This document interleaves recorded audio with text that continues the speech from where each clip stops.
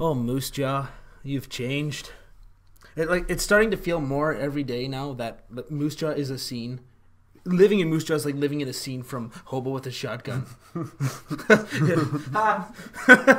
It's like the Mogadishu of the prairies now.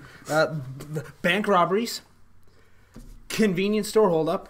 There was a stabbing on Spadina Street last week, and plus these two, but we're going to talk about them today. Two high-profile home invasions. By high-profile, I mean like they made global news, which is a pretty big deal. Yeah, I saw them on Global. Stuff from Moose Jaw doesn't make global. But the comment sections, if you're looking at it, the comment sections are better than the actual article. Oh, absolutely. Have a look. I just want people to keep in mind, though, that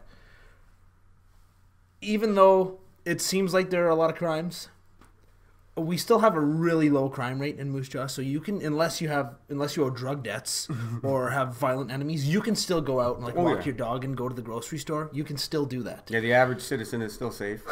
But the mayor, the crime wave has gotten so bad that the mayor actually made a public address about it. Mm-hmm. She said pretty much the same thing I did. It's worrisome that people are trying to kill each other in Moose Jaw, but you can still go to the grocery store. We're going to talk about the two, specifically these two high profile home invasions. Well, yes, Nick. On Saturday, May 9th at around 8 a.m., a Moose Jaw man living on the 1000 block of 8th Avenue Northwest called the police after he was attacked in his home and received serious but non-life-threatening injuries. 3 men aged 30, 29, and 22 have been charged with break-and-enter and assault causing bodily harm in relation to that crime. Right. So, apparently they used a weapon. I think it was a baseball bat. It just says club in the newspaper, but yeah, I believe it was a bat. I believe it was a bat also. You wanted to talk about something? You mentioned it earlier about them because they used the names. We're not going to use the names of the people, of the victim, or of the people that did it. Not necessarily that I'm opposed to using the people's names. I'm actually not sure how I feel about it. Yeah, it's a small community. Like people, for instance, when I saw the names of the people, I looked them up on Facebook. Yeah, oh, exactly. I know a lot about the victim and the criminals. And oh yeah, me too. I know them pretty well. Yeah, I think in this case it's good not to because other news sources have published the names, and the online response is a lot of assumed guilt when, as you know, suspects are just suspects, and that's it until proven guilty in court of law. So. There is quite a bit of controversy about this case, the one we're talking about right now. From what you can read online, is a lot of people seem to think that the guy who got thumped out with the baseball bat kind of deserved it. Yeah, there was a lot, not too much sympathy for him out there. There wasn't. And even it seemed the people, and I'm just going from comment sections, even the people who were sympathetic towards him weren't necessarily sympathetic towards him. They were kind of saying, well, you know, yeah, but that's no way. He's got a kid. The guy's got family, and at the end of the day, like, he does have family. Yes, absolutely. And that might prevent me from thumping him in with a baseball bat. Yeah, but it won't necessarily prevent other people. It is one reason to not do it. Bigger than all of this, though, I can't help but think about it. These 3 guys that broke into his house, beat him up with a baseball bat. The only reason that we know that they did it so far was because they didn't like the guy. They thought the guy was a loser. Mm-hmm. They thought the guy was a piece of shit. Yeah, basically, it's at least what you hear going around. Yeah, that's the consensus so far. You're going to jail because of a piece of shit. You lose. Yeah, exactly. There's no winner in that one. Yeah. Do you want to talk about the other case? There was the other more attempted murder. Recent, about 3 weeks before that one. It was during the morning of Saturday, April 18th. 3 people broke into a home on the 200 block of Wellington Drive and attacked a 54-year-old man, not a very young man.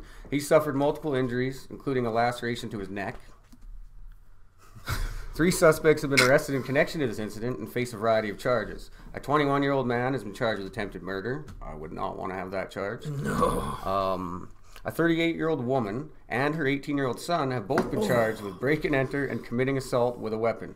It is commonly believed that this incident was drug-related. Yeah. It says this in the newspaper that it was basically a crack deal. Yeah. Gone wrong. The police, there's a quote from the police officer in the newspaper saying that the woman, the 38-year-old woman, the mother the mother of the 18-year-old was had a long history of crack cocaine addiction, and she drove her son to a house because of a crack deal gone wrong. Talk about bonding. And attempted to kill somebody. Yeah, that is pretty. How insane is that? That's kind of over my head. Me and my mother spent some special times together when I was growing up, and that was never on the list. Yeah, I can be grateful for my childhood. I can't stop thinking about this. Like, what were you thinking? I know. What were you thinking? That's your fucking kid. Yeah, it's Don't you love him? Don't you want him to do well in life? Don't you want your kid to succeed? It's insane. It is. This is insane. It blew me away too when I originally heard the details. Yeah, absolutely blew me away. Both these stories, a lot of this has to do with drugs. The first story, they were up at 8, the guy called the police at 8 in the morning. Yeah.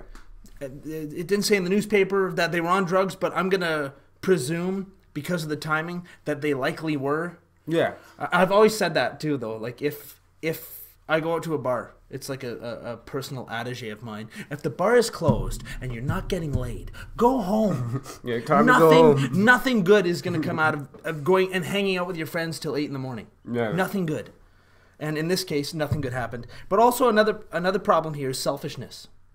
Right? Like the people that are doing these crimes, they've all got families. They've all got mothers. They've all got, some of them have kids. The mother in this one story has a kid who actually went to the crime with her.